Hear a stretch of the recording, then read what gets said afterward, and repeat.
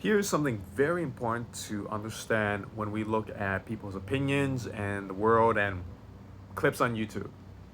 And that is, when do people receive their ideas, receive them from a political party? Or when are they ideas that people have kind of thought of and really critiqued and have settled as their own independent critical thoughts? And that is, do their opinions on various topics always line up, right? I mean, it's very easy to see this in America where there's only really two major political parties due to the consolidation of, I believe, powers and voting power.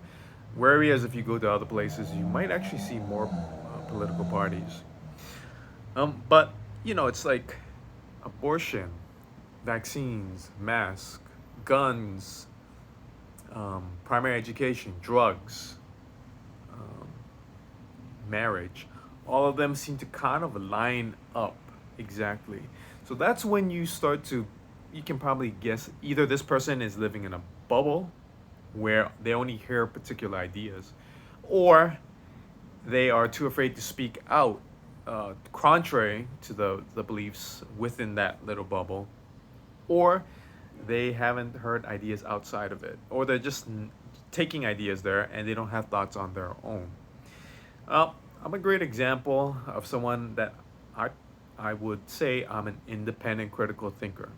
And I'll give you the reasons why. It's very important to ask why do you think something is?